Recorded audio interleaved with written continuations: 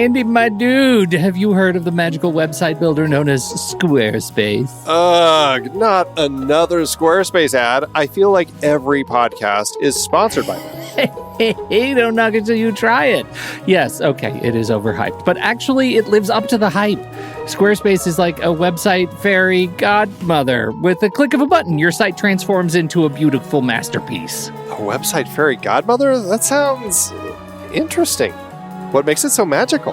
Well, for starters, those slick templates make anyone look like a professional web designer. Pick one, customize the colors and fonts to match your brand, and voila. Plus, the drag and drop fluid engine is so easy, your grandma could build a site on Squarespace. Well, she did knit me a lovely scarf last Christmas. Maybe website design is next. Exactly. And when you're ready to sell your Nana's handmade scarves online, Squarespace has built-in e-commerce. Add a store with one click. Get flexible payment options. Then watch those sales roll in. And when she wants to teach others her steezy scarf skills, Squarespace's new courses feature is just the ticket. Nana can set up her curriculum and enrollments and payments in a snap and become the next e-knitting influencer. Oh, wow, you really sold me with the grandma angle. Sign me up for that free trial. Just go to thenextreel.com/Squarespace and transform your site into a beautiful Squarespace masterpiece. Well, thanks, Pete. Even though it's overhyped, Squarespace actually sounds perfect for Nana's site's needs. Appreciate the warning on the ads, though. I'll brace myself next time I listen to a podcast. Anytime. Let me know if you need any help getting that site up and running.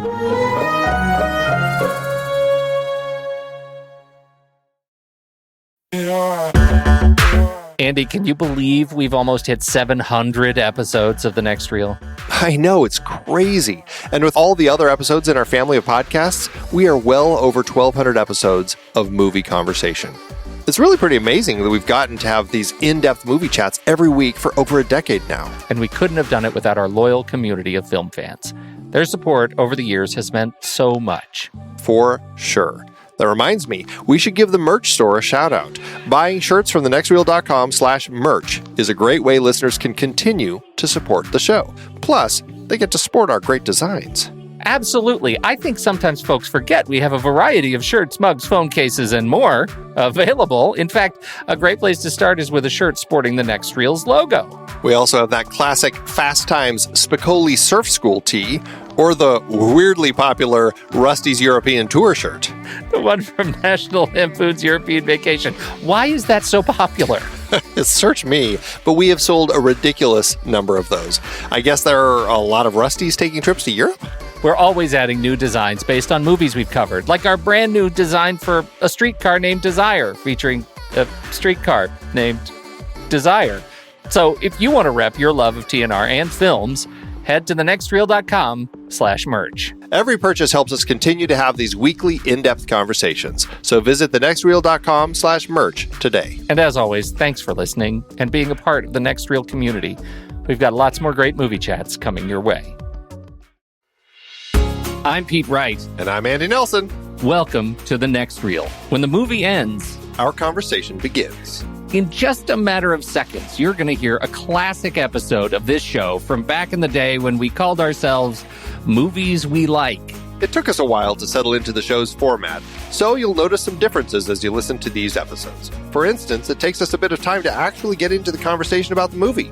Things like that. But we're still proud of the conversations about the movies themselves, and we think they're worth keeping in the library. So enjoy these episodes from our back catalog. And you can become part of our Discord community, learn more about the show, and find out how you can become a supporting member at thenextreel.com. So thank you, everybody, for downloading and listening to The Next Reel. We appreciate your time and attention, and we hope you enjoy the show.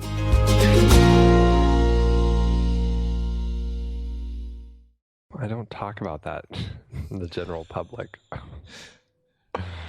Who do you talk about it with? Just myself. You don't have like a group, like a fan group? My 50 Shades of Grey group. Yeah. Yeah. Yes. The Greys. But we can only keep 50 of us in at a time. If a new person wants to join, we have to kick someone out. That's right. And so are all of you just go by your first name and then the name Mr. Gray. Gray. So Andy Gray and I just go by Mr. Gray. Bob Gray. Bruce Gray, Steve Gray, they're all there. Yep. Pete Ironically, Gray. no Christians. Don't ask me how I know that. Yeah, wow. IMDb. I know. Was that book big in your house? Did your wife read that book? She's a reader. She is. She knows how to read. She has read before. I don't know. That's one that somehow we all managed to completely avoid, which I think is a good thing. You think? I think right? So. I think so. I think... honestly, I know so little about it. I don't know if it's fair to say it's a good thing or it's a bad thing. I know. You have to leave that question there, because I don't really know. I love that there are people who love it. But they can have that. How about that? Is that fair? Let them have their suburban porn. Oh dear. Unless it's on Criterion, I'm not going to watch it. You flim snob. How are you this week? Are you feeling strong? Is your kung fu strong? My kung fu is weak. It's been exhausting. It's just a tiring week. And then, I went and did this thing, which just made my day a mess. What did you do? Well, my phone was acting up. So I restored it. And, I didn't think it would be that difficult of a thing to deal with, but... It's difficult. Well, I did it last night, and, I had backed it up before, and I'm like, okay, I've got to back up. I was ready, and so I hit the restore, and then it takes forever, so I went to bed. And I came and looked in the morning, and it had somewhere in the middle of the night decided it wasn't going to work. And so... But you were asleep. Yeah, but I didn't know that. So my phone was basically like just a little piece of useless. It's like a brick, basically. And so that's what they call it. Yeah, pretty much. That is what they call it. And so I quickly hit restore again, just backup or restore from my backup to see if it would at least be done before I left for work. And I came in as I was leaving, and it looked fine. Everything seemed to be there. And so I unplugged it, and I was leaving for work, and I looked at it, and I realized that somehow my computer had decided that it wasn't going to actually recognize it with my carrier or anything. So it still wasn't a phone. I had no connection to the outside world through it. All my apps theoretically were there, but none of them would actually work because I couldn't get internet connection. I just couldn't do anything. It was a mess. And then you're disconnected all day. You feel like a dope. And you end up building your world around this silly little device, and then all of a sudden it doesn't work. My calendar isn't working, so I missed my daughter's dentist appointment, and it's like, it's just like, ugh. And then I finally get it working tonight. I go through the whole process, and I get it all restored, so everything's back. And then I have to rearrange all the apps again, and that's the worst. Just like beat myself over the head with this stupid thing. It's only stupid and silly when it's not working, though. When it is working, it's really pretty good. No, you're right. You're right. But it's those moments where it's not working and you realize how dependent you've become on it. Oh, you're dependent. That you realize that, it's like the Dumb and Dumber 2 trailer ripping that catheter out. It's like, that's what it felt like all day long, Somebody was tugging and it just... Oh, my goodness. That's so good. I was going to go for more of a teat. Something that ended in teat. The suckling at the technology teat. Yes. I go for the farm, the agricultural, agri-humor. Agri-humor. Is really... Yeah. I go down to a much more base level. Yeah. Catheter. Yep. Hey, medical. Well, I'm glad you got it working, and most importantly, in your rejiggering, did my name change in the speed dial ranking? Why, yes. Well, yeah, that's what you need to say. Always say that. Yes, I forgot where everybody went, and you are number one. That's right. Always fact, number one. Everyone else is gone. Mysteriously, it's just you. I have no idea how that happened, officer. Let's tell the people where we're from. Where are we from?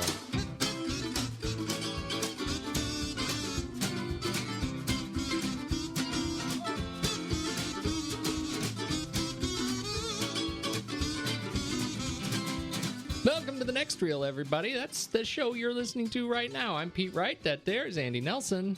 Hey! And we spoil movies. We are wrapping up our fantastic Terry Gilliam series tonight with 12 Monkeys. We're going to talk about that in a minute. But first, you should make sure you know where to find us. So you head over to thenextreel.com. You can read the blog stylings of the once and future king, Steve Sarmento. You can catch up with all the latest shows we've done. I was a little bit late. I'm sorry. I was a little bit late on our Guardians of the Galaxy episode. We were quite, what's the word that I'm looking for? Chatty. Yeah. And a bit verbose. We were verbose, and editing took an order of magnitude longer than it normally does to get that show out. But it is out. It came out earlier, so check your feeds. Make sure you don't miss our conversation on Guardians of the Galaxy. Now that I edited it, it's a nice tight show. So it's still long, but you can hear what we think about that show. You also can find us on the Twitter and on Pinterest. You can catch up our fantastic movie poster gallery that Andy has been dutifully curating for the better part of a decade. And, like the old ball and chain. and now let's give this the update on the hashtag guess the movie hashtag Pony Prize. How did we do this week on old Instagram? It was pretty good. I was a little nervous. The movie was 16 Candles this week, and as a film that has a very loyal fan base, I knew that it was dangerous territory to jump into something like this, especially as a movie that I hadn't seen in a while, and a movie I frankly don't like very much. My wife loves it, and I got a lot of scorn and rolls of the eyes as I talked about this movie with her. But I actually had to go through the images with her to say, okay, now can I show this? Oh, no. Why, are you kidding? That's so obvious. It's like, but it's just a bedroom. No. Everyone's going to know that. It's like, wow, Andy, okay. you boob. It's a tricky movie, but I did manage to pull some images that were a little less obvious. So yeah, it was about about image 4 or so that Jenny Level figured it out. Jenny. Yeah, so she guessed that it was 16 candles. Oh, fantastic! Awesome. Well, I think on that news, let's do trailers.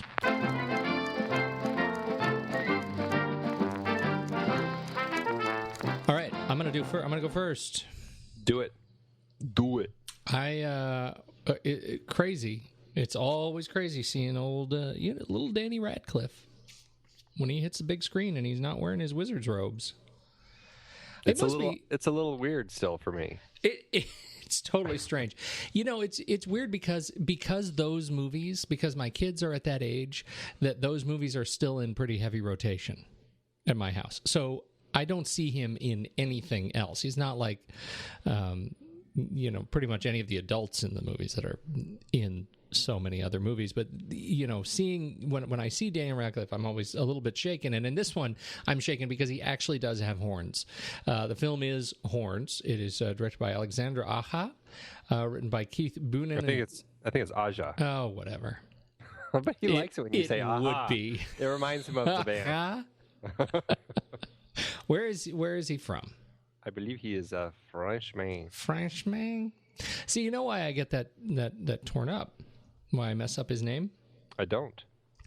Is because of the there's a wonderful comic artist who has done an adaptation, the current adaptation of Hawkeye. Mm-hmm. Has been done by this fellow whose name is Aja. I don't think it's Aja. I don't know. Maybe I could be wrong. Maybe it sounds better if you say Aha. Alexander Aha. We should do that.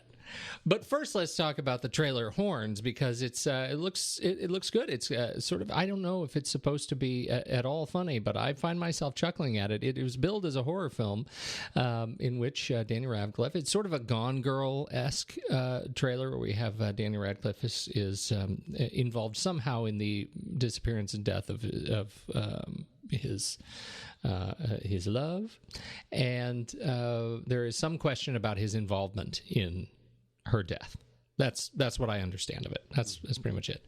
And as a result of his involvement and the questions around it, he does sprout ram's horns out of his forehead. And so the film is both it's kind of a fish out of water, like what would a goat do if it had to put on clothes film, and it's a mystery thriller. It's a goat horror. It's goat horror is what it is. Aha. He was meant to make this movie. A little devilish. Yeah. What did you think of it? It looks interesting. I mean, Alexandre, however French you want to get with his name. I think I've seen every film of his since High Tension, which I think he's got a good sense of directing horror, even if I don't think the films themselves are that good. The only film I have seen of his is Piranha 3D. Yeah, and that one he plays with definitely there's some kind of just the horror, but really it's more just kind of a throwback to kind of the 80s horror comedy, and it's just kind of an obscene movie, really. But fun in its own way, I guess. I mean, he got Richard Dreyfuss to get in there, so got to give him credit for that, right? Yeah, you do some. So I'm excited to see Horns. I think it's it looks really interesting, and just the fact that it has Daniel Radcliffe as this horny little devil, whatever you want to call him. It makes me it just piques my curiosity, and I like that Daniel Radcliffe is working to step out of the Harry Potter cloak that he's been wearing. Yeah. And it's I think he's choosing some interesting stuff, and I think this looks like an interesting film. So I'm in. I'm glad to hear it. I think that's what's good, because I'm not a huge fan of the horror thing, and so it really is between, it's the Daniel Radcliffe lure that he's, it's just so weird to watch him speak, especially when it's an American accent. An American accent, exactly. Yeah. Yeah. So anyhow, and I've just stand by. It comes out in, when is it? October. Halloween. Yeah, it's a Halloween film. It's All Hallows Eve. There you go. That's mine. Your turn. Well, mine looks, kind of dramatic and creepy as well in its own strange way. It's the crime drama Nightcrawler with none other than our favorite Blue Marvel hero. Oh, wait, that's the wrong Nightcrawler. Silly me. No. It's Jake Gyllenhaal as this guy who kind of becomes this freelance crime journalist, and he's kind of prowling at night looking for aftermath of crimes to take pictures with and document so that he can get into the TV news. And he realized that this is something that he's good at and kind of taps into, becomes this is his kind of career. But it's one of those movies where it's like it's that dark, seedy side of the city, and it's like it kind of becomes him. And it does, I do feel there's an odd little like Travis Bickle element to him in this that I find very interesting coming out of Jake Gyllenhaal, and I'm very curious to see how he ends up playing it over the course of the film, because it strikes me as a portrayal that could be talked about when it comes time for award nominations, or it could be a performance that you watch and you realize it kind of crosses that line to the point where it's just a little over the top and kind of insane, and it could enter kind of the Nicolas Cage territory. So I'm really curious. I'd like to think that it's going to be good, because I think Jake Gyllenhaal generally is quite a solid actor. And the story looks really intriguing. And even though I don't get a whole lot out of it, it paints this really interesting portrayal of this character that he plays, Lou Bloom. And I don't know. I am really drawn to the kind of insane character that he is. And Dan Gilroy wrote and directed this, who is the brother of Tony Gilroy. We've talked about on the show before. Both of them wrote The Bourne Legacy together.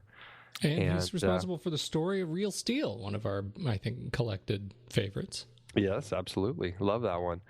And so, I give credit to these Gilroys. I think they generally crank out some pretty interesting stuff. So I gotta say, I'm kind of looking forward to this Nightcrawler film. I'm a sucker for any media film, anything about media. And when he, in the trailer, he turns around and he says, I really believe that television news is something that I could be really good at and also love.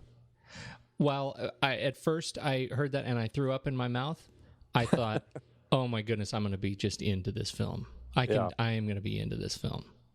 I love it when they turn, when they play with media, and this speaks, similar to our whole thing of the Joe Show, the documentary that I worked on, is the whole idea of what are the media's responsibilities in its relationship with what it's portraying, and by choosing to portray certain things over other things, are you do you have a hand in it now as far as causing that to happen? And in this trailer, it looks like he is a reporter who really kind of crosses that line and psychologically kind of changes to the place where he actually possibly might be causing some crimes in order to get some of these stories. Yes. At least that's what it looks like. The trailer is very vague, and that's another October film, October 17th. And now, Andy, they're coming.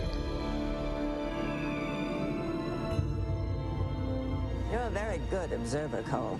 We have a very advanced program, something very different. An opportunity to reduce your sentence considerably. And possibly play an important role in returning the human race to the surface of the Earth. No license, no prints, no warrants.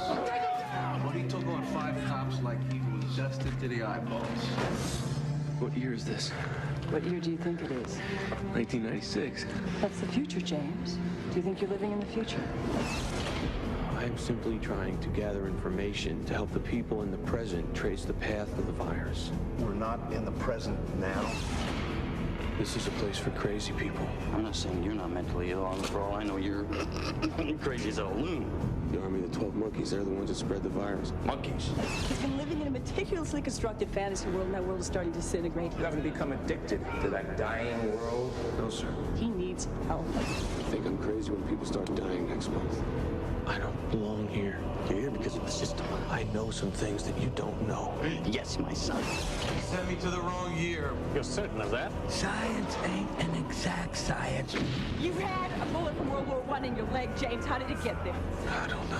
You're a trained psychiatrist. You know the difference between what's real and what's not. You said that I had delusions. You said you could explain. I'm trying to. I want the future to be unknown. I can help you. Get you out. Can't hide from them. Don't even try. We're all monkeys. The thing mutates. We live underground. They're watching you. I just want to do my part to get us back on top in charge of the planet. Andy, I posted. I'm not sure if you saw this. Did you see today that I went ahead and zipped right ahead and posted some teaser images? Oh, yeah. Yeah. And, sometimes I do that. Yeah. And post that just to get it out there. And, I'm sometimes, people write with some exuberance. And in this case, we did get an exuberant comment about this film we're going to be talking about tonight. Right? Yeah. Matt Pedrano. Yes! Many exclamation points. 12 monkeys! Many exclamation points. Can't wait to hear it! Many exclamation points. There, and you start researching about this film. You start reading up on this film. There people feel very strongly about this film. Is that your sense? I guess I had never really thought about it, but it does seem that this is a film. I don't know if it's that I'd call it a cult film, but it really? because a cult film, I think by definition, is a film that didn't do well, and then kind of found its following later. Okay. Right? Yeah. I mean, like Buckaroo Banzai or things that kind of have somehow maintained a fan base, even though it didn't really find one initially. And this one, this one did really well. It did really well for itself when it came out. Yeah. And so I don't know if I'd say it's a cult film, but it certainly has a following. Yeah, I think so too. It's one of those. It's a funny film though, because my sense of it is it's not a film that has landed for me in my consciousness as the great films. You know, it's not in that category of the great films. And I think as I'm making notes about this, I think, and you'll have to check me on this, I feel like I'm going to get mail. I love so many individual elements of this film. I really love them. I love watching the way these things like work on screen, the way our three major characters play with each other, the way, you know, and the performances really are standout in this film, truly. I love many of the elements of production design. I love the stance that Gilliam takes on time in this film. I mean, there's so many individual things I love about it. And yet, on the whole, it's not a great film for me. Interesting. It is not more than the sum of its fantastic parts. I find it like it's the Chinese food film for me. I love it while I'm watching it, and then it's over, and God, what was that about? Like, I have to work to remember many elements of this film. I was nervous just saying that to you. I don't hate this film. I really don't. I love it when I'm watching it. Right now, I'm like, wow. I had to mind map the film in order to be able to talk about it. Well, but I think that's one of the things that I love about the film is that it is so kind of just convoluted that it really, to me, it's fun to talk about. It's fun to think about. And it is a complicated film, but with all of its kind of, you know, the back and forth and the different times that Cole jumps to and everything. And, you know, it's a time travel movie. You always end up kind of in that circle when you're dealing with time travel. And I don't know, that's just something I've always kind of really loved about it and have latched onto. And for me, it's a film, I don't think I've ever enjoyed it as much as when I first saw it back in January 96, when it first came to a theater near me. It was just one that I was spellbound by. I remember just, you know, the whole tale from beginning of seeing the dream of Cole when he was a boy, all the way to the last moment of the you know, insurance lady on the plane, and then seeing young Cole again. I just really always was spellbound by it, or right out of the gate. And I've never quite hit that high point again, but I do always enjoy this film every time I watch it, and I'm always still very impressed with it when I watch it. And I really enjoy the story. I think this is a film where I can. I think that I have those films that I really enjoy because I enjoy the script so much, and I enjoy the way that the storytellers actually put the story together. Even if it's a film that I don't really kind of latch onto and watch all the time anymore. You know, this is one of those for me where, I mean, I haven't seen it in ages, and I definitely enjoy watching it. And I have a great time watching it, and I think it's a fantastic film. But but at the same time, I really enjoy the script. But then I'm like, okay, well, I don't need to watch 12 Monkeys for a while now. Yeah, well, I certainly feel that way, mostly because I forget about it. Yeah. 12 what? Yeah, right. I just go watch Planet of the Apes again, and I'm fine. We got to start with well, I guess we should start with just to talk about the time and the plot summary. Can we do that? Yeah. For those like us who haven't seen it in a long time and don't quite remember the major points.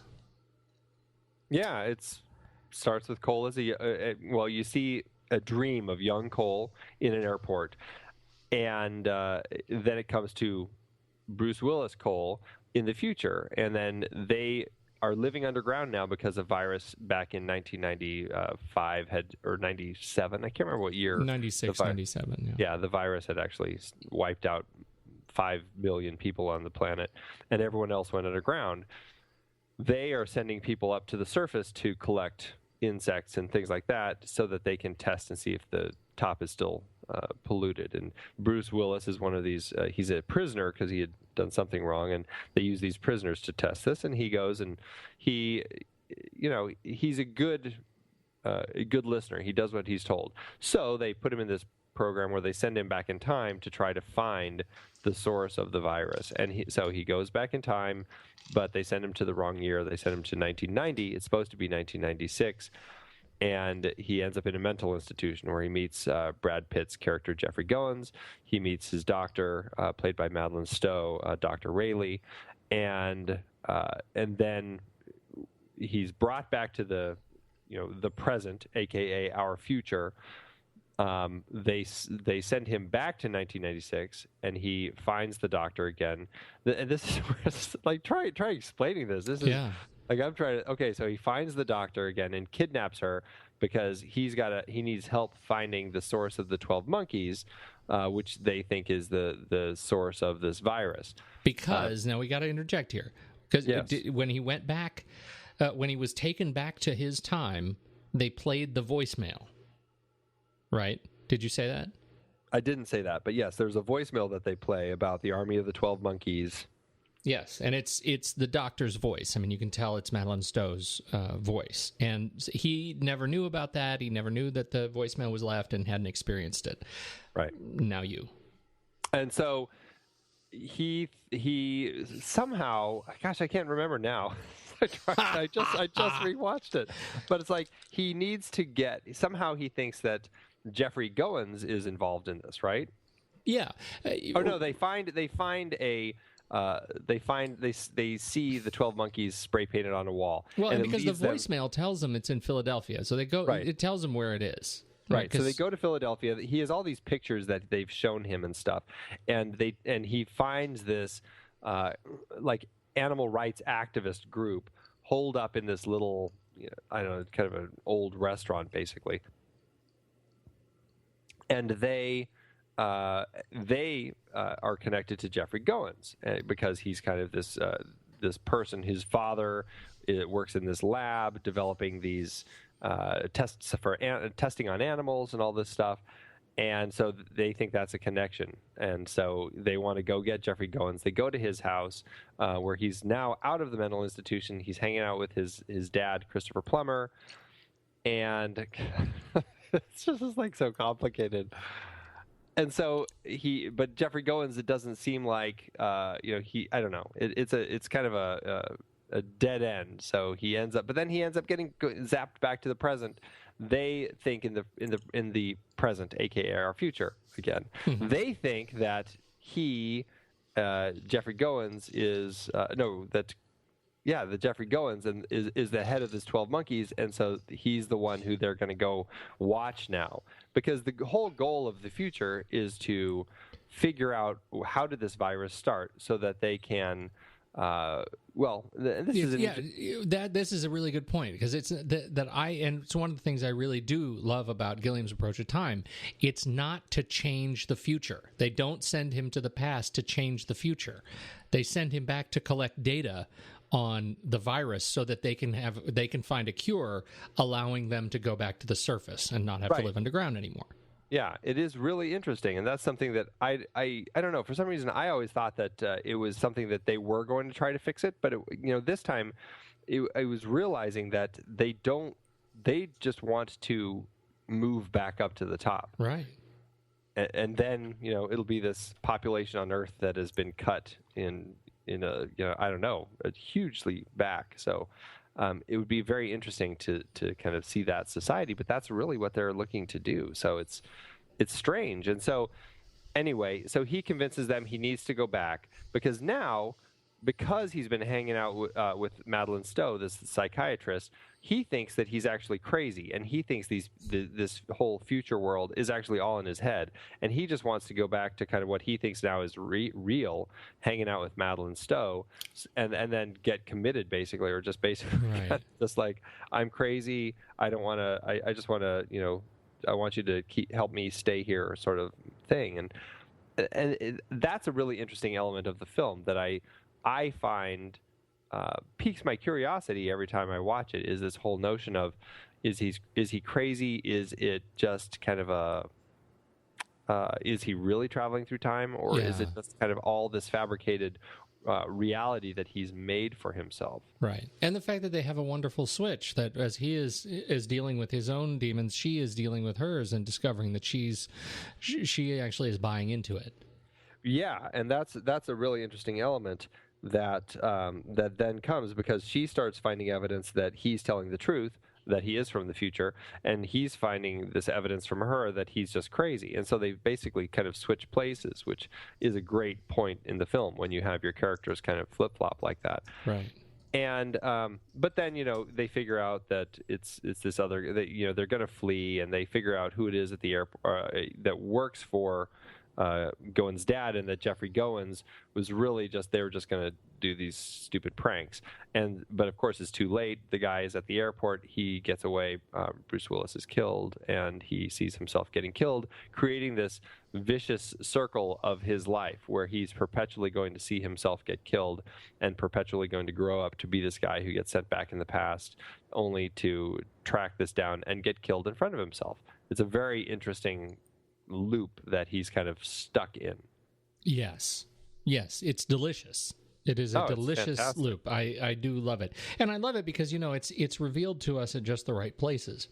Yeah, the fact that we meet young Cole in the beginning of the film, we don't know that it's him. We just think it's a kid that it happens to be watching a murder, right? A shooting.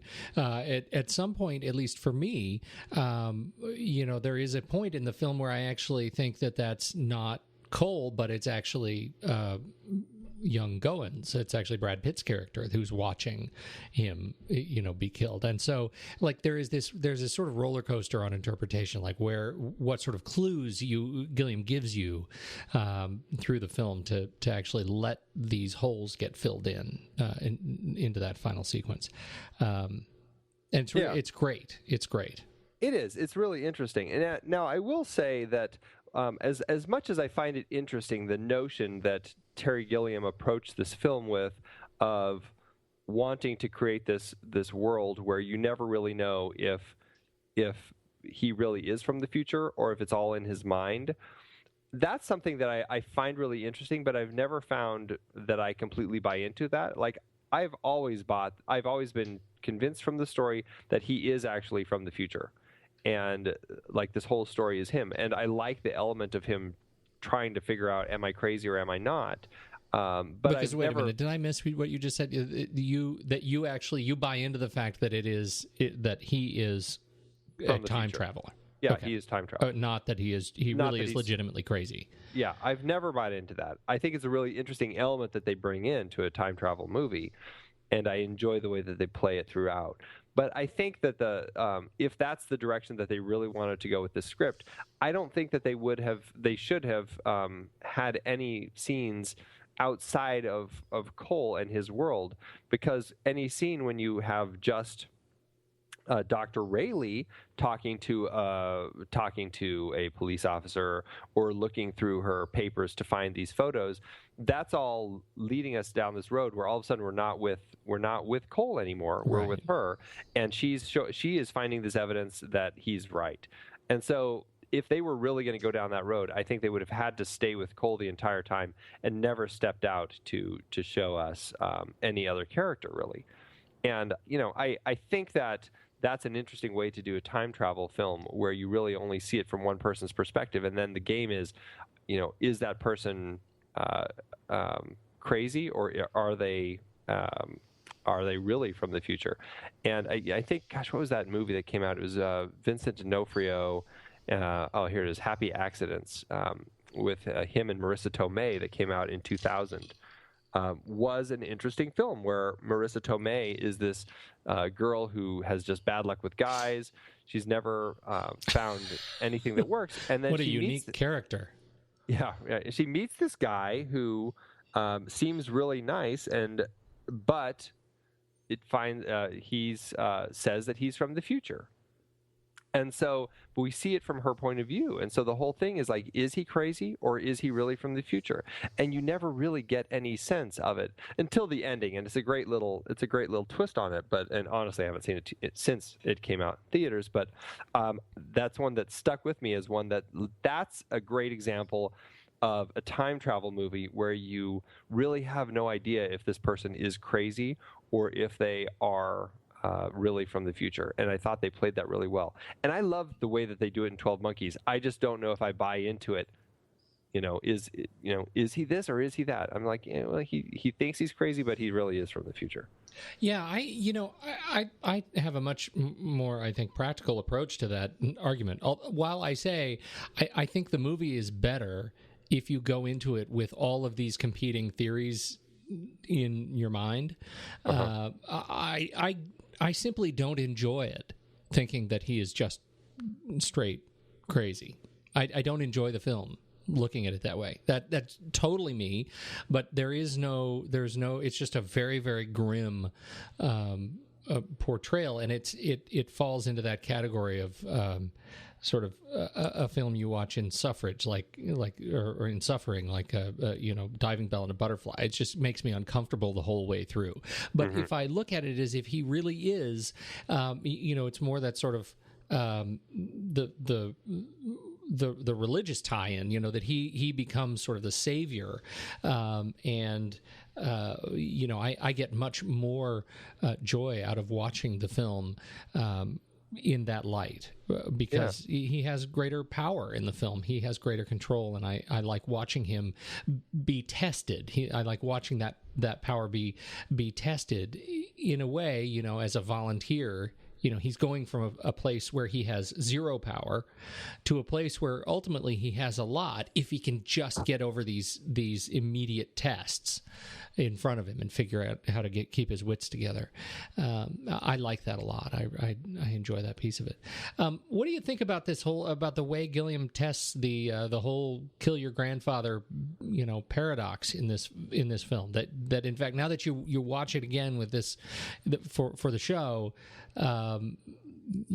coming to a clearer understanding of the rules of time travel in 12 Monkeys. Well, in what sense? Like, is there a particular part you're talking about? Well, for me, it's all of it. It's the fact that he's gone back in time, and we're so conditioned right now with this spate of time travel movies that we've seen, kind of recently since then, that all have the same, are testing the same boundaries of when you go back in time, what are the rules of time travel, right? You can't run into yourself. There's a time paradox. What you can't change anything, or you change the future. You can't. And this film is really very clear. In one sequence, he says, "Future's the future. It's already happened." That's a shift in the way we look at dealing with time in modern time travel films, and I think it's really interesting. And I am not a student of time travel films. But I enjoy thinking about them, and this one seems to me it stands out. Well, it does. They like we said. They're not setting out to change the past so that they can have a better future. But does it bug you that?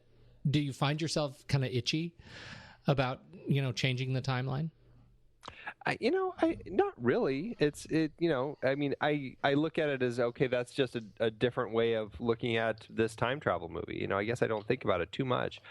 And, it's one of those things where, okay, they accidentally send him to 1990. If you look at the butterfly effect, by doing that could have created all sorts of ripples that could have meant that, David Morse's character never ended up working for Christopher Plummer. It's like right. It's like this whole butterfly effect that inevitably you kind of fall into that trap in time travel movies, that conundrum of one little thing that changes all of a sudden is going to create a ripple effect, and how does that change the entire future, and is that going to be something that completely makes it just kind of dismisses everything that they're setting out to do?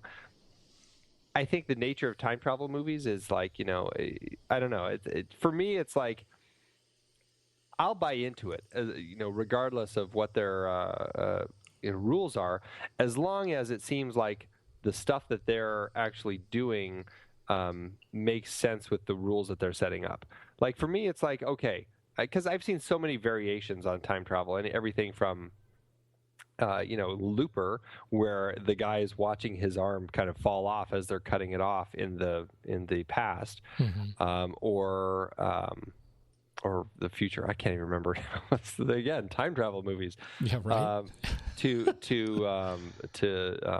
Primer, to was that awful one with Edward Burns that he did, where the butterfly effect one, where it was the little butterfly, they fly, the dinosaur. God, what was that called? It was Sound of Thunder. Sound of Thunder. Ugh. Man, that was a horrible one, but it's like he goes back to the present, but then it's waves of change that kind of keep coming through. So, I mean, as long as the rules within the story make sense, I'm not going to be bugged too much by it, I guess. And so these rules, I think they work fine for me because they set it up, and I go along with it because nothing seems out of the ordinary in the context of this time travel situation that they've created. Well, what's interesting about that, let me just say this about that. Okay. Is that none of it ultimately matters in the point of the film, right? Mm-hmm. Like they do spend just enough time talking about it that you're thinking about it. You're aware of the rules of the time travel, just as they spend plenty of time talking about the Army of the 12 Monkeys, which ultimately, again, is not related to the final resolution of the film and the virus. It's a great red herring. It is a great red herring, and so I'm trying to think about how many how many scenes we actually see David Morse and his apocalyptic nut stuff. I think 3. Well, we see him getting his book signed. I think that's the first time. That's one. We see him working in the lab when we realize, this is when he's on the lab. When Dr. Goins is on the phone with Rayleigh, right? Yep. Okay. And then we see him at the airport. Yeah, and then, because he's got there's a photo of him in the newspaper, but we don't actually see him there. But that's where Bruce Willis makes the connection. Or no, that's where Dr. Rayleigh makes the connection. So he sees him in the newspaper after having just seen him at the counter or at the bookstore. So 3 scenes. Yep. Yeah. The whole film hinges on 3 scenes with David Morse. Is that fair? Yeah. All right. But because it's not David Morse that it's hinged on. It's hinged on the virus. It is hinged on the virus. That's true. And that's why it works. It doesn't matter that because it does matter because he's the deliverer of the virus. Right. That's the point. Is there is someone who feels strong enough about it, and they were looking at somebody that they thought felt strong enough about it in Brad Pitt's character, and they were wrong. But they needed a delivery vessel, a vessel for getting this thing into the air. So it does matter. Well, right. It does matter. That's not what I meant. It's just that it doesn't matter that he's seen so few times because it's just the idea of the virus getting spread by somebody. And it's like any mystery story by Agatha Christie where you've got this cast of characters and you don't know which one it is. And you look at one of those, and I'm sure that some of the people who end up, actually doing the crime are featured in only a few scenes, but it's because we've been misled so many times down all these different rabbit holes that all of a sudden when those puzzle pieces come into place, you're like, oh, I should have seen it all along because of those 3 scenes that person was in. It all makes sense to me. But because because of the nature of this, the 12 Monkeys, I mean, they become the other things, like it's the Army of the 12 Monkeys. No, it's Jeffrey Groens. Oh, maybe it's his father. It's like they're leading us down these kind of, it's a mystery. They're leading us down these little rabbit holes as we try to find it, only to realize as we get all those final puzzle pieces. And so I think that the 3 scenes works quite well, and I think that it helps that David Morse carries that role really well. But I think it works really well in context of what they're actually setting out to do in the film. Yeah, I totally agree. And I guess I was saying that not being critical of the fact that, such an important part of the film is relegated to 3 scenes, but that once you pull out those 3 scenes and realize just how much misdirection you've undergone over the last, hour and a half, it really is sort of a magical unveiling, and I think that's one of the things that the film does really well. That by the time you make it to the airport scene, you have seen enough of it that as now new faces are finally revealed for that last time, it all comes together in a really wonderful dance, and I'm a fan of that. I mean, I really like it. I think it's really very well architected. Yeah. No, I agree. Okay, so Brad Pitt. I think he's great in this. Oh my goodness, is great. Yes. he's just completely manic. What's funny about this is this was early in his career. He had done a few films that had I don't think he was going down the path that he wanted to be going down. This was filmed right after 7, before 7 was released, so it wasn't quite a breakout for him yet. It was filmed after Legends of the Fall, or maybe right when those were coming out. Yeah. And so he had, as Terry Gilliam said, he wanted to escape from the blonde bimbo thing. And you can see that with Brad Pitt. He's always taken roles that kind of, show him trying to step out periodically from kind of what Hollywood keeps casting him as. And so he cast him in this role, and then he was regretting it. Terry Gilliam was very regretful that he had cast Brad Pitt because he couldn't get the cadence of this character. And so he actually put him with Stephen Bridgewater, who is a DJ, an ex-DJ who actually had helped Jeff Bridges on The Fisher King. And he worked with Brad to get this just ability to speak quickly and to just rattle things off. And this guy Stephen, when he first met Brad, he called Terry and was like, "What have I ever done to you to deserve this? He can't do it. This guy's got no breath control. He's got a lazy tongue. He's terrible." And it's interesting because you look at how Brad Pitt has progressed as an actor. To me, it seems like this training that he got for 12 Monkeys has really helped him kind of find a better path for acting, I think. Because I feel like from this point on, he really has found a way to act. And maybe it's just because he learned to use his tongue and he trained his tongue to speak quickly. And so he wasn't so lazy anymore. And this role became, I think, such a defining character for him. And he got an Oscar nomination for it. Yeah. And he won the Golden Globe for it, where this was where he thanked, Alka-Seltzer or whatever when he won his award. It was a very strange speech, but it was it was great because I think he brought that manic energy that he needed. And Terry Gilliam ended up being very happy that he cast him, but it wasn't an immediate thing. He was very nervous for a while. Yeah. You can totally see it. This is transformational for him. It was the first time that I remember seeing him and thinking, this guy's an actor. And clearly he and I should have been talking sooner.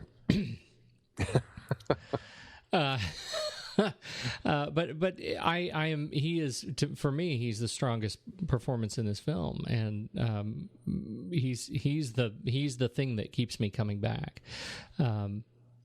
and keeps me interested in his other performances. When I think of my very favorite films of all time, like, he's involved in them. Fight Club is way up there on my list, and it is in no small part because of his role. I see, the way he handles voice and cadence, as you say. I mean, he is just really, really good at it. When you stop and let him just sort of let his performance just sort of wash over you. Oh yeah. Don't let Brad Pitt wash over you. You'll regret it. You'll regret it. Yeah, no, he is fantastic in this film, and he gives a great, very interesting character for all of the other actors to play off of. Yeah, he brings so much energy to every scene that he's in. Tell me again. 7 was released before this one was released, but this one shot immediately after it as well. Right. This shot right after 7. 7 was released earlier, I think it's in September 2005. This was released right after Christmas 2005, limited, and then I think most places it was released January 06. Yeah. That's another one. I like that film. Yeah. It's just way up there. Oh yeah. Yeah. Right. 7's up in my top 5. I think it's. And Johnny Suede, I know, was a big one for you too. No, you're on to me. Yes. All right. So he's really great, and not to say that Bruce Willis isn't also quite good. And it's one of the things about his performance in this film is that he is able to keep, and I think this is what allows me to latch on to his mania, is that he's able to be crazy and strong at the same time, even when he's at his very worst, when he first comes back in time and he is lashed down to the floor of the cell in restraints, right? Even at that point, I still feel like connected to his objective, right? That he is still connected to his mission, even though he's being tested. And they did a good job of setting that up. The doctor said, the weak-minded don't do well, and we think you're not weak-minded. And he I think really is able to pull that off. I think that this was a great opportunity for Bruce Willis to step out of the action kind of hero movie star that he had become so quickly on the heels of the kind of the dashing romantic TV star that he had become, right? From moonlighting to breaking out in with Die Hard and becoming this big action star, to trying to, and like Brad Pitt again, he's another actor who's trying to prove that he's more than just what everybody says he is.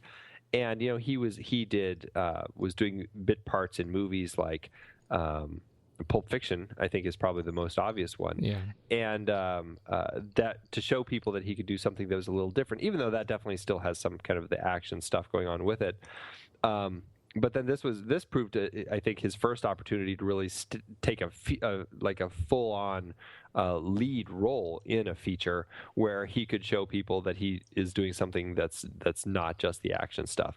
And I think he does a great job. I think he plays so differently than he does in the Die Hard films. He comes across, I don't know if I'd say timid, but he comes across as unsure, maybe I would say.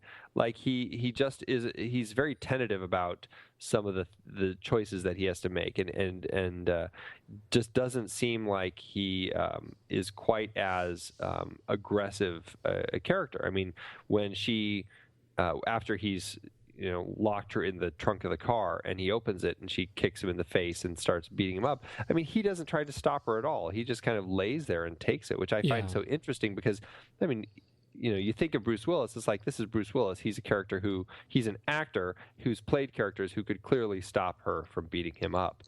But here he is as this character who's in this place where he's just so lost in his own mind that he's just doing nothing. And I find that so interesting and compelling, and this constant confusion. And that's why I really do love this kind of comparison to, is he mad? Is he not? His journey of that. Am I mad? Am I not? Because I think of what it does to you going from this time. I can't remember what year it is, 2037, I think, to all of a sudden 1990, to 2037, to 1996, or to 1912 or whatever it is, to 1996. And it's just like jumping around, and you can lose yourself. And I think that's a really interesting aspect of this time travel movie, where a character is breaking down because they're losing sense of what's real anymore. And that's something you don't see very often in time travel movies that I really do feel is very strong in this one. And I think Bruce Willis plays it perfectly. Yeah. I like the way you say that, Tim. And I mean, when I characterize him as sort of strong, it really is that balance between mental and emotional strength, and watching him walk that banister, right, that sort of that rail is really elegant in this film, and to do it opposite Madeline Stowe, who in this film, I mean, this is the film I fell in love with her just a little bit in this film. She's wonderful and unique in the way she speaks and moves and emotes, and the way she interacts as the therapist and mother character to him, sort of rehabilitating him as she falls into her own sense of sort of delirium before the truth is unveiled. I think she does this. She walks that rail equally deftly. Yeah, and I find her... I always find her such a compelling character to watch, because there's that moment that she has in the film where he jumps out of the car because he sees the 12 Monkeys tags on the wall, and she has her moment to get away from him. This is at the point in the film where he's kidnapped her. Right. And she's behind the wheel of the car and can drive away, and she's just about to. She shuts the door and is getting ready to go, and then she has that moment where it's like there's something about him that, I mean, when she first meets him, it's like, I feel like I've met you somewhere before. And there's this weird connection between these two characters, and there's something in her that doesn't allow her to leave. And I find that really compelling. Not just that, but then from that point on, I think that I love how she plays the character, because there is this anger that she constantly has after that point. And she has it most of the time that she's kidnapped, but I get a sense that her anger, in my head, I see that her anger is kind of shifted to, angry that he's kidnapped her, to then after that point, it's this anger at herself for going along with him now. And she's kind of kicking herself like, I had a moment I could have gotten away and I stayed. What was I thinking?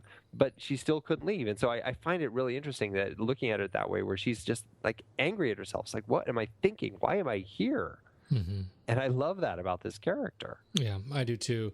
That's a great transformational moment in the film. The beating, when she really you sort of get your first sense that she's in it now. She's either part of the mystery or she is falling for him in some way, one way or another. She's in it, and even when he is sucked back to the future, she's in it. Mm-hmm.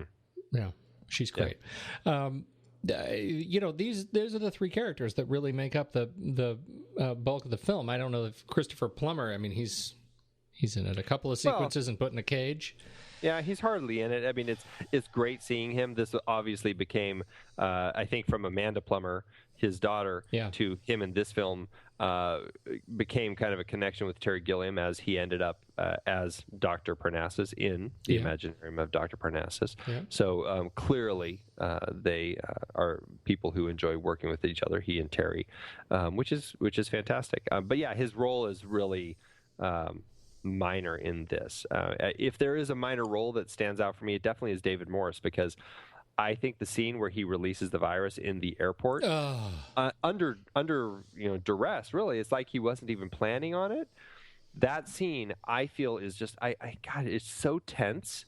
I get just like my stomach knots up every time he's about to open that, and just like, oh man, here it comes.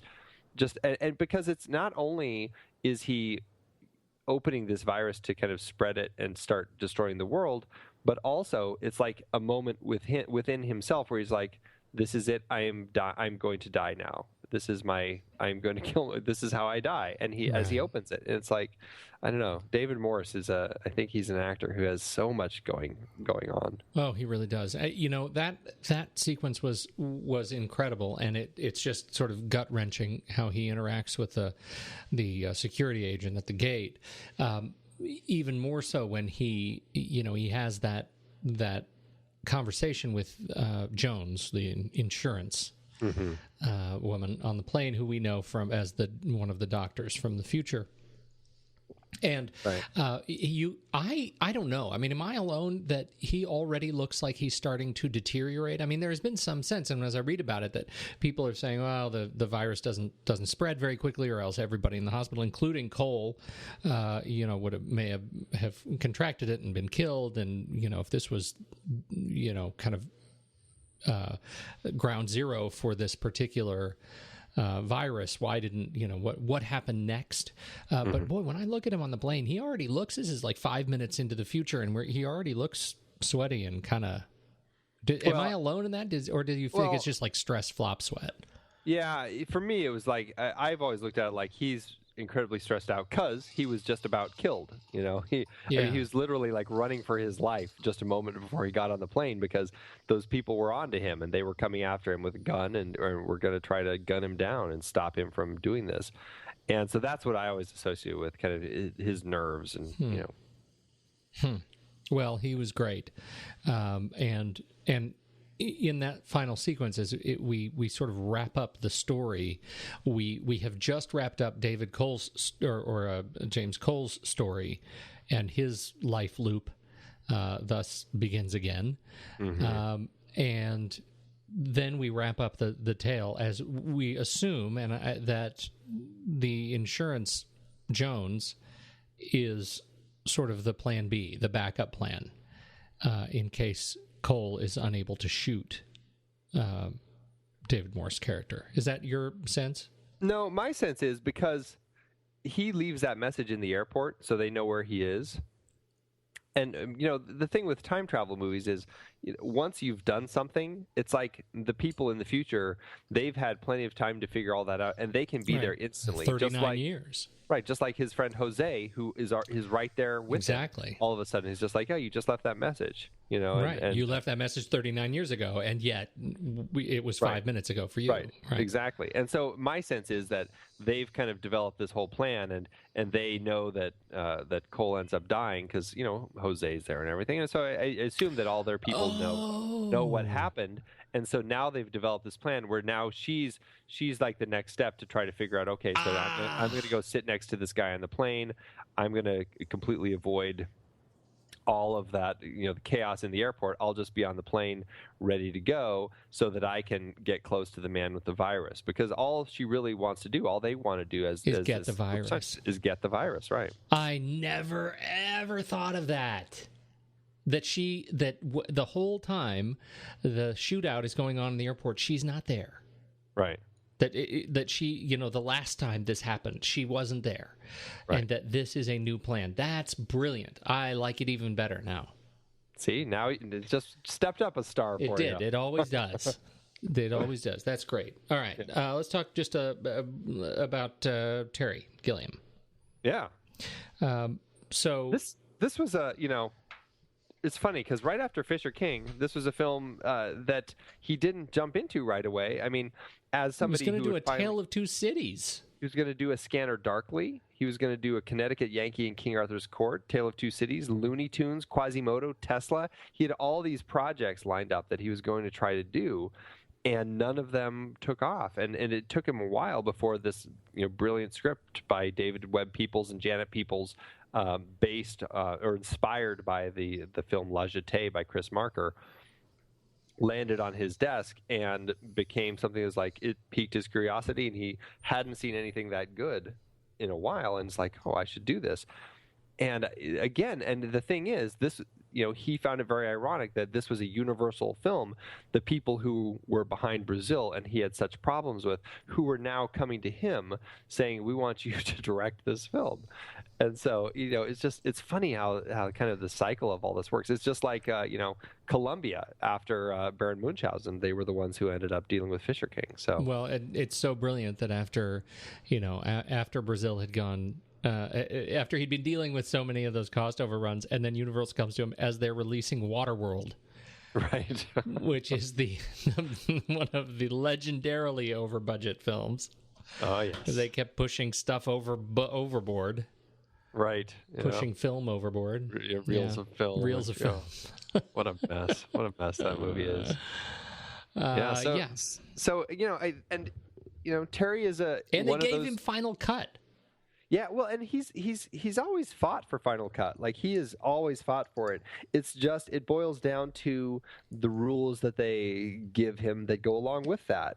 And that's what caused the problems on Brazil, because they gave him Final Cut, but only if it came in at 2 hours and 5 minutes or whatever. And this one, you know, they gave him Final Cut, and I think they said it, you know, had to come in at 2 hours, and it came in at 2 hours and 9 minutes with the credits, so I guess that was good enough. So he got Final Cut on this one, and you know, this is a film. You know, he he often says that the making of his films, he ends up kind of adapting to his lead character's psyche.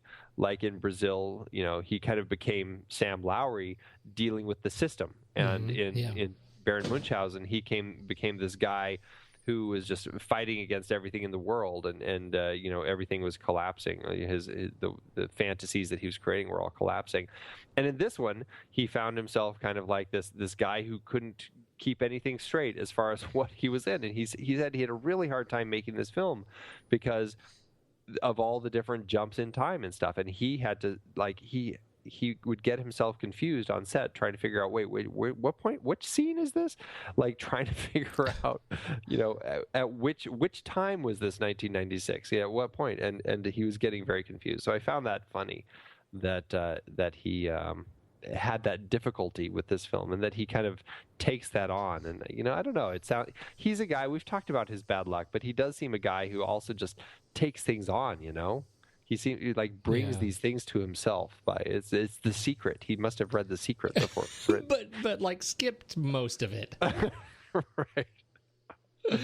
What is your sense of how this, and I don't want to derail it too much, but what is your sense of how this film relates to The Fisher King as the films that come after the trilogy of the imagination? Right, because last week we talked about how The Fisher King is sort of his first grown-up film, right? That this is him getting a chance to shed some of the more youthful fantasy.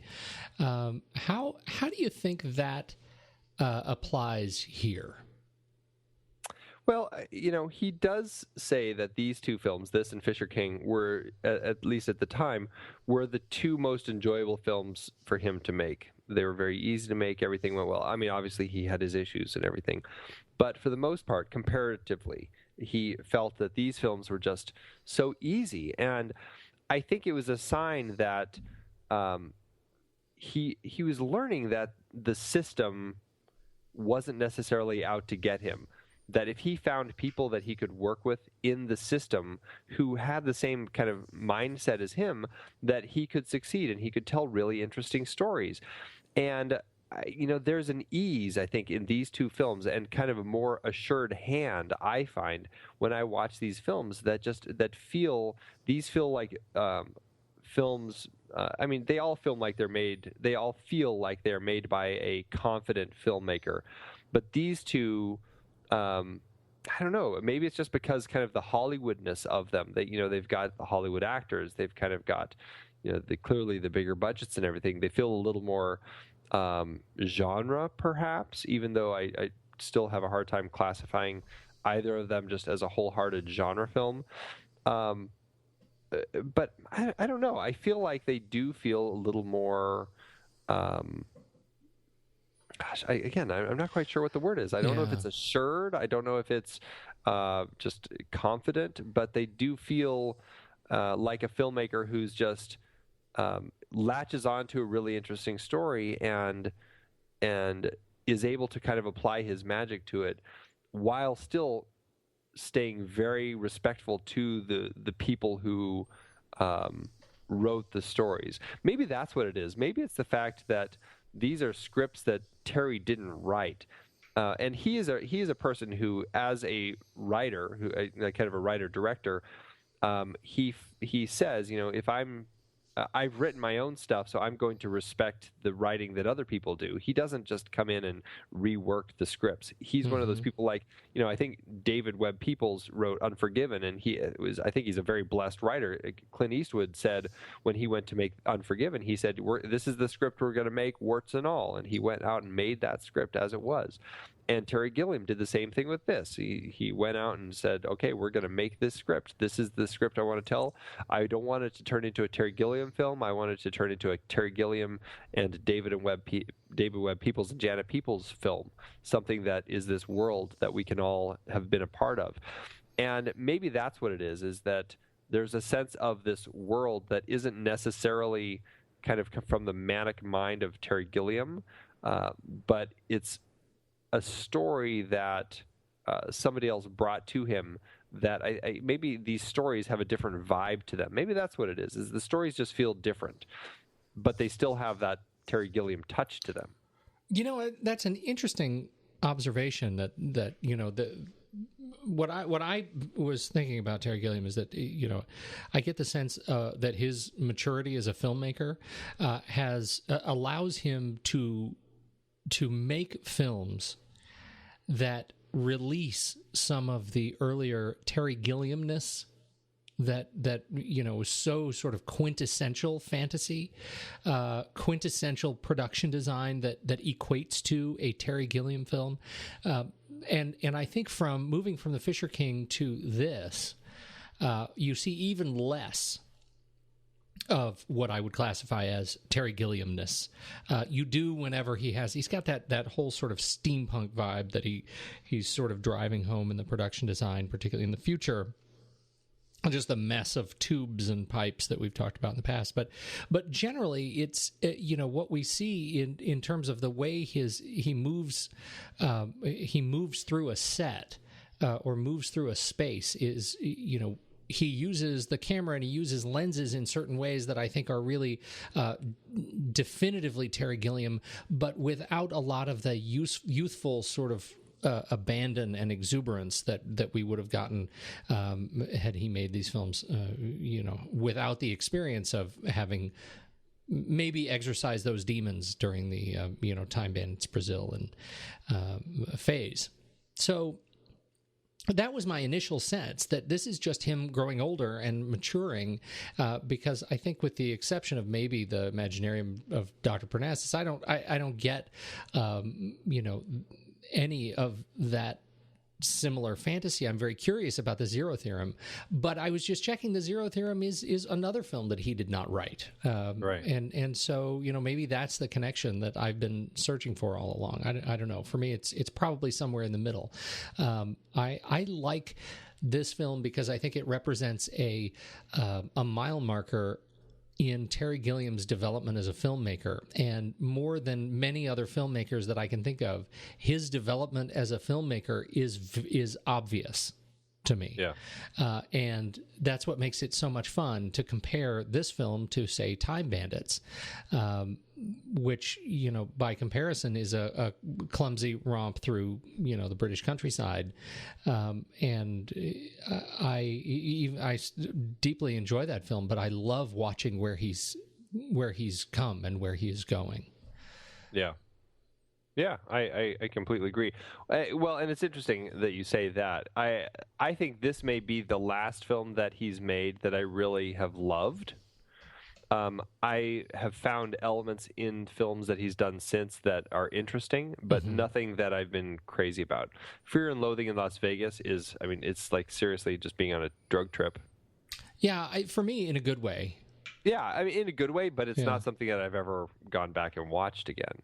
The Brothers Grimm, I found, you know, a little flat.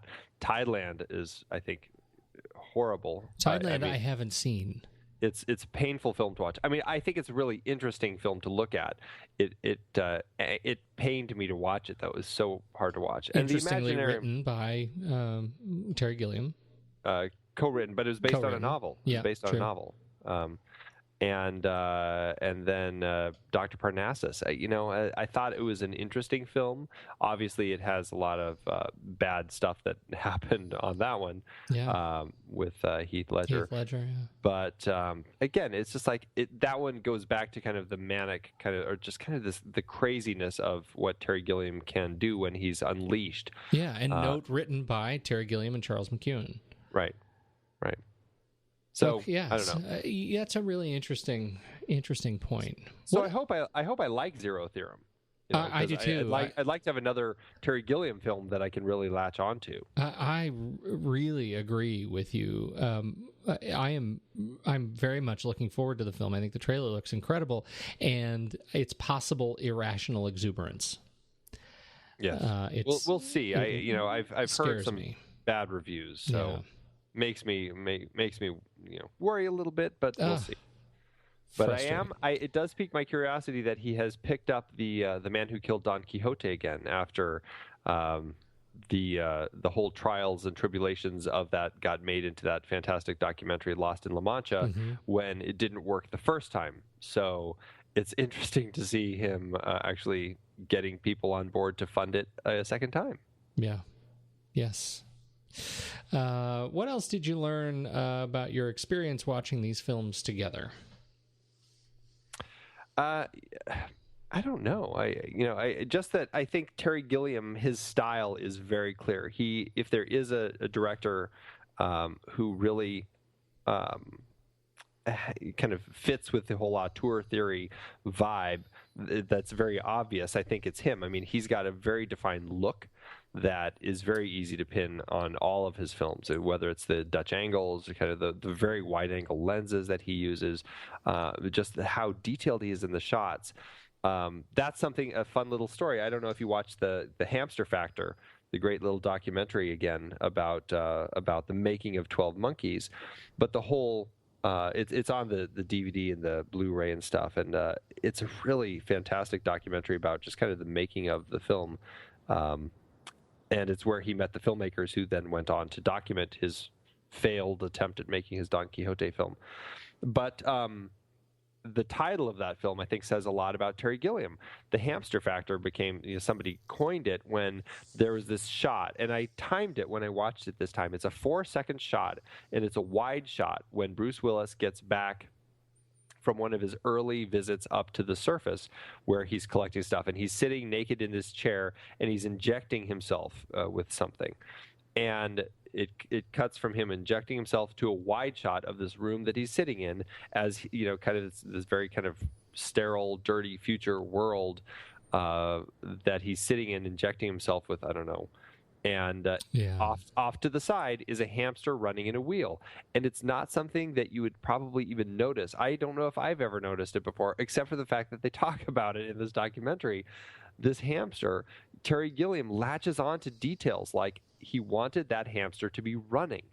And it took forever to get that shot because that hamster would not run. And they tried and tried and tried, and they kept doing the shot over and over again. And it was this problematic thing. And all it was is a 4-second shot of Bruce Willis giving himself a shot, but that hamster had to be running. And I can imagine it being much easier now in the digital age when they can just digitally make the hamster run. But back then they needed it to actually run, and it wouldn't. And that became the defining thing about Terry Gilliam, is this attention to these details that aren't necessarily the actors and their performances, but it's something within the frame that he has kind of taken upon as a mantle that it must be this way or I'm not moving forward, because that's the detail that I want in this shot. And I've worked with directors like that, where they latch on to something and it has to be that way.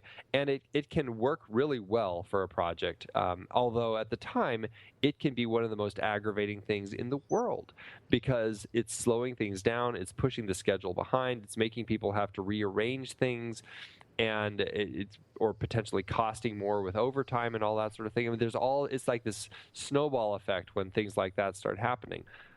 But when a director is, still working within the budget. I mean, everything I read ever since Baron Munchausen, he's been very afraid of going over budget and has managed to contain it. As long as he's staying within the budget, yes, those things have to get reworked and it stresses people out, but the filmmaker gets what he wants. And in turn, you're getting this shot that you may never notice it, but if you catch it, there's this little detail of this hamster running there for 4 seconds, and it's just an extra detail that helps build this world. And we've talked about world building so often on this show. That's something that I really got out of watching all these Terry Gilliam films this time, is just how effective he is as a filmmaker, not just creating that Terry Gilliam look of the film, but like with the shots and everything, the angles and all that, but really making sure that these details that he wants in the film are there, so that when we go back, there's always this fullness and this richness to everything in the film. Yeah, I agree with you. I don't, not to belabor the point, but I think that that level of detail is, it's wonderful just to know that he notices. these things, because there are many directors who don't, and those sorts of details are left up to building the sequence. And I think it's it's great to notice he knows. It's also fun to read the agony that he creates on sets, and we've talked about the wonderful quotes of people who say, "I love Terry Gilliam movies," Eric Idle, but the rule is never be in one. It's fun to watch those things play out. Anybody else you want to talk about on the film itself as we gear down here? Well, I think Roger Pratt we've talked about before with in context of Terry Gilliam. He's been with him on a number of his films, and he's back to work with him again here. And I think I think the look of the film is just a solid look all the way through. I really enjoy the look of the future. I enjoy the look of the present. I think Roger Pratt clearly he and Terry Gilliam have been working with each other since the Monty Python days. I think they've got that assured hand of working with each other where they don't have to do a whole lot of communication to get things looking the way they want. And I think this film looks great. I mean, I think everything about it is just beautiful in that Terry Gilliam way. Yes, it is. And and production design, costume design, Julie Weiss, production design, Jeffrey Beecroft, all of these people are fantastic. I think they do a great job. The interesting change up in this one is Paul Buckmaster doing the music, who is somebody who I don't think I've ever heard of before, and I don't think he's somebody that is really in the regular circles of movies that you hear getting made and stuff. I mean, you look at his IMDb page, Once Upon a Time When We Were Colored, Peter Pan and the Pirates, just a lot of not big things. Yeah. And so I don't know how this guy came to all of a sudden be the guy that they were bringing on to do Terry Gilliam's 12 Monkeys, but he is. And, I think the music works enough in context of the film. It's not something that's that pleasurable of a listen outside of the film, but I think that he's created a theme for the film, like the opening credits, with this kind of this Argentine tango vibe that I think works really well. It does. He found a real lockstep with the visuals of the film. Like this is a Terry Gilliam film score. And I don't necessarily mean that as a compliment. But you're right. That main theme is great. Though as soon as it starts happening, and we hear it, and we have Bruce Willis wandering around in the snow on the surface in the big condom bag, and I find myself, like, the music comes on, we hear that theme, and I immediately kind of jump out of the scene a little bit. It's a bit stark for me, a bit sort of in an uncomfortable contrast to the tone of the film, but that one theme in general I think is nice, but I can sort of see why he's not doing much else, why he hasn't done a whole lot of other stuff. But not just the opening. I will say also that violin solo at the end, I think, is beautiful and nice. Haunting, and that's like the perfect way to bring this film down and end it. And you're right. It works perfectly in context of the film. Anything else on your hot list? The only other thing that I wanted to mention is the strangeness of the fact that they are making this 12 Monkeys TV show now. I'm so glad you brought that up. That was the only thing on my list. Yeah. What do you think about that? I don't know, especially because it's essentially the same story. I mean, it's got James Cole, it's got Dr. Rayleigh. It's just like, wow, they're going to just do the show, except they're just going to make it last for God only knows how many seasons. Yeah, well, one. Yeah. I mean, let's be real. I'm curious about it, but, I don't know. I don't know if it's something I'll kind of latch onto. If anything, I'm just really surprised that this is something that they decided to turn into a TV series. Yeah. I that was the thing that bowled me over too. That this, I understand they're running out of things to remake, but this would be further down on the list for me. Yeah, especially, I mean, Terry Gilliam's created such a world. I mean, even though it's going from a different to a completely different medium, it's like still you're taking like a very well defined world that Terry Gilliam created. But you know what's easy about it? When you look at, even if you look at anything else Terry Gilliam's done, this is probably the easiest one to make a television show because there are 3 major characters and everybody else is a cheap extra.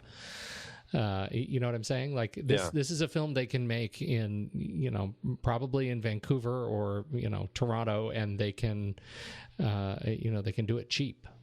And it'll be an interesting virus. And this is kind of the era we're in, right? I mean, we're in the hot zone era again, right? We've got Ebola coming over. We've got Ebola hit the shores in Atlanta. We've got a massive crisis going on in Africa right now. And the other major Michael Bay produced, I think it's on TNT, right? The Last Ship is hunting down a virus. I mean, we need something. Everybody needs a virus property to compete with, and this is a good one. Yeah, it is. And of course, they take the good ones and latch onto it. I wish they would take the bad ones and latch onto it and make something good out of them instead of redoing something with the good ones. Making it worse. Yeah. I say we talk numbers. This film, like I said, it did really well for itself. It did surprisingly well. Yeah, it did. The budget was a little over $29 million, and it domestically ended up making about $57 million, internationally about almost $112 million. So, all told, when you adjust it down to profit per finished minute, it did about $1.6 million per finished minute, making it, of the films we've talked about, the most financially successful Terry Gilliam film when you look at adjusted profit per finished minute. 12 Monkeys, then Time Bandits, then 12 Monkeys, Time Bandits, Fisher King, Brazil, and then at the bottom of the heap of all of our films is Baron Munchausen. It blows me away that this film did that well. Really? This was a great film. I remember when it came out. It was a huge buzz. I mean, I saw it at least a couple times in the theaters. It was like number one at the box office for like a month straight at least. It was a big movie. You're right. I mean, I remember, but I'm just watching it and just how I feel about it. Again, I love it. I love talking about it. I love the experience of watching it. Mostly because I love all the individual pieces on the screen, and yet we're going to hang up tonight, and I'm going to go to bed, and in the morning I'm going to forget that we had this conversation. No, I'm not going to forget about the conversation. I'm going to forget the movie we talked about. I see. I feel like you say that just because it's convoluted, but that's no. It's not, because I know I have the Popcorn Pete nickname. Okay, I get it. But the whole thing is, I do like to be challenged by film. I really, really do. I love teaching films that challenge people. I love these things, and this one, there's something about it I just can't connect with, to that greater sense of cinema wonder. Like I walk away from it and I'm done. I feel like I held my own in our conversation here, talking about time travel, talking about it is complicated. I get it. I understand what's going on in the film. I just don't connect with the whole narrative in a way that makes it that really internalizes it for me. Well, let's see how it does in our rankings. Let's do it. Let's, for crying out loud, head over to where we go, flickchart.com/thenextreel, and you can catch up with our entire stack rankings of our favorite films and see if they line up with yours. Is it going to crack the top 50? Oh, there you go. Changing it up a little bit. All right. Well, 12 Monkeys. First of all, wait, before we do this, where is this on your personal flick chart? I don't know. I don't have it open. I have ours open. I know. I'm just saying. All right, go ahead. I should have checked, but I'm sure it's up there, probably in my top 200 or so. Mine's in the top 200. It's 135 for me. Okay. All right, go ahead. Okay, 12 Monkeys or The Bourne Supremacy? I would do 12 Monkeys. Yeah, okay. All right. 12 Monkeys or Das Boot? Das Boot. I would do 12 Monkeys if for no other reason than it's so much faster to watch. I love Das Boot, but boy, is it a long one. Because you only watch the 13-hour version of it? Okay, I'll give it to you. Okay, all right. 12 Monkeys or The World's End? The World's End. Yeah, I think we'd both go The World's End. 12 Monkeys or Shaun of the Dead? I would go Shaun of the Dead. All right, so we'll click on Shaun of the Dead, and looks like that's it. We're at number 36. Wow. Well, that feels pretty good, I guess. Yeah, it's in the top 50. It's in the top 50. It broke the top 50. Yeah. When did we knew it was going to break the top 50 probably with what? The first one, right? Or maybe the second one. Yeah. I think the second one would have gotten it in there because we're at it is what was 144. That makes 144 on our flick chart. So splitting that in half, is I don't even know, 72, something like that. Yeah.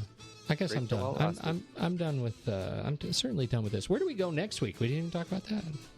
Yeah, we're going to go a completely different direction, and we're going to jump into the Man with No Name trilogy. Quite excited about that. A little Sergio Leone, Clint Eastwood action.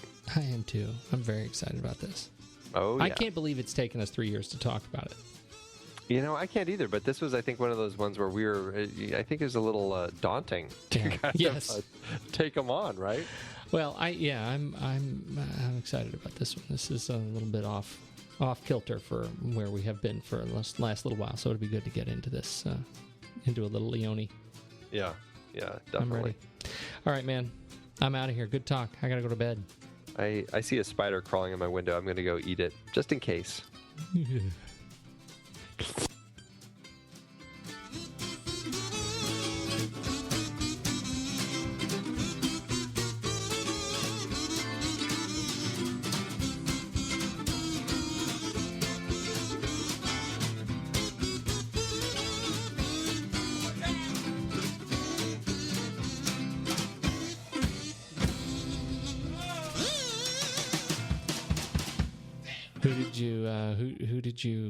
Who wrote to you via Amazon? Who spoke to you from the Amazon this week? From the pool? From the pool. Cullen Cunningham actually wrote to me, and a 5-star review, and it says, quote, "A Terry Gilliam project. Unique storyline that I didn't understand when it came out and had rented it. Then seen it again on cable commercial-free 15 years ago and still didn't get it. This time, I'd seen where it said story and directed by Terry Gilliam, then knew who and how to view it, and I finally got it. LOL." Oh, my goodness. Oh, it's a Terry Gilliam Now film. I get it. I use the purple glasses. Mine's not that much clearer. Dr. Kim's with, I assume, a silent H, X, and Z wrote this just in March 29th, 2013. How about this? They needed Bruce Willis. It was certainly good to see Frank Gorshin again. The young woman playing the psychiatrist was nice to look at. The Philadelphia Municipal Center, at least that's what it was when I lived in the city, aroused some pleasant memories for me. Let me see. Oh, yes. There were a few minutes of the recognition of love between the two leads, which had some appeal. What else? Nothing else. This is a variation on an ancient film plot in which nothing has been added, having visual, intellectual, or emotional appeal. No doubt, Bruce Willis was paid an enormous sum to do what a third-rate Broadway hack could have done as well for 5% or less of the salary and percentage cut that he commands. But the Bruce Willis name is about the only thing the film had to offer to draw in the general audience. If you are another of the washed masses, I would avoid this and pick up something entertaining. Oh, yes, Brad Pitt was also in it. Luster, it will not add to his resume. Wow. So there are a number of factual issues wrong with that review, but mostly I'm just going to stick with the his cadence in that final paragraph and the fact that, he pulled out washed masses. Gotta love that. I'm a washed mass. Andy, it is hard to believe that we have been having in-depth weekly conversations about movies since 2011. You are telling me. Producing this show week after week requires a ton of work behind the scenes. If you'd like to help support our efforts, one easy way is by using our originals page when shopping for books and movies that we've covered. Just visit thenextreel.com/originals. Your purchases made through our links give us a small commission at no extra cost to you and allow us to keep having these great discussions. I love The Next Reel Season 4. Do you know why? I don't. Why? Because we got to talk about my favorite movie, Terry Gilliam's Brazil. That's not even an adaptation. No, but it was such a great part of our great Terry Gilliam series, and a few others in that series were adaptations, like The Adventures of Baron Munchausen, adapted from Raspi's stories, and La Jetée, which inspired 12 Monkeys. Oh, right. And for our Man with No Name trilogy, we saw how Sergio Leone's A Fistful of Dollars was basically stolen from Kurosawa's Yojimbo. We added Labor Day to our Jason Reitman series, adapted from Joyce Maynard's novel. Oof, there's one we'll always regret. Our big Stephen King series covered adaptations like The Shining, Cujo, Christine, and Stand By Me, great horror and coming-of-age tales. Another Coen Brothers adaptation, too. We got to talk about how they turned Homer's The Odyssey into Oh, Brother, Where Art Thou? For our holiday series, we did The Bishop's Wife and The Poseidon Adventure. And who could forget seeing Alec Guinness in the adaptation of Kind Hearts and Coronets during our series dedicated to him. We really need to do more of his films. Truly. We had our first film noir series with classics like Double Indemnity, Detour, and Out of the Past. And our black and white cinematography of James Wong Howe series with The Thin Man, Sweet Smell of Success, Seconds, and King's Row. So many adaptations. Oh, you're not kidding. Dive deeper into these originals and more at thenextreel.com/originals. Every book you buy helps support our show. Get the full list at thenextreel.com/originals and start reading today.